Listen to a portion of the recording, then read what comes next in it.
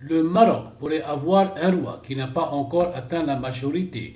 Il s'agit de Moulay El Hassan, 18 ans, actuel prince héritier du Maroc qui pourrait prématurément accéder au pouvoir des filles d'une santé de son père, le roi Mohamed VI, qui ne serait pas des meilleurs. Les détails. L'état de santé du roi du Maroc Mohamed VI suscite de nouveau des interrogations dans le royaume chérifien. Le souverain est réapparu après une absence de plus de 3 mois. Mohamed VI n'affichait pas la grande forme.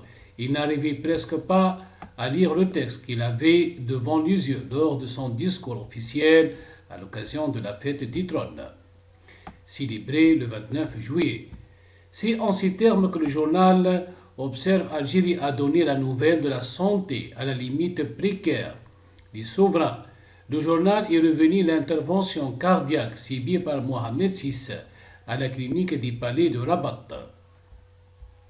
Selon les médias, le roi ne semble pas avoir récupéré de cette dernière. Plusieurs voix marocaines se sont interrogées sur son état de santé réel et d'autres sont allées jusqu'à se demander s'il pourrait tenir jusqu'à l'arrivée du prince héritier à sa majorité pour être couronné.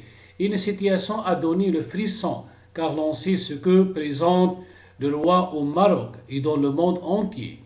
Les pays africains ne diront pas le contraire, eux qui n'ont de cesse reçu le soutien moral et même matériel des rois en différentes occasions. Par exemple, avec la pandémie à coronavirus, Mohamed VI a envoyé une aide consistante à beaucoup de pays africains pour les aider à faire face à la maladie. Et rien qu'à l'idée de voir ce dirigeant quitter les commandes, c'est une inquiétude la plus totale.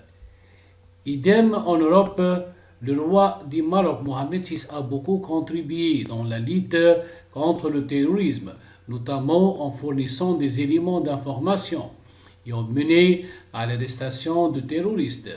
Ce n'est tout simplement le démantèlement de réseaux terroristes actifs au royaume, avec des menaces certaines en Europe, et ce roi Mohamed VI qui est au bord de l'essoufflement, selon des observations marocaines. Relève, observe Algérie. La deuxième intervention qu'il a subie au niveau du cœur, 2 ans après la première, révèle la fragilité de la santé du roi. En 2018, elle avait déjà connu des ennuis de santé avec un trouble du rythme cardiaque. Seulement, 2 ans après, le roi a subi une autre intervention, toujours au cœur. Il s'agit du même diagnostic qu'il y a 2 ans. Un trouble du rythme cardiaque de type Flutter, auriculaire sur cœur sain. Les médecins ont alors recommandé une ablation complémentaire par radiofréquence, rappelle le journal. Une dernière intervention de trop. Rien n'est moins sûr. Tout ce que l'on sait, c'est qu'il a été relevé un état de santé du roi marocain. C'est tabou certes, mais qui est au cœur d'une grosse inquiétude.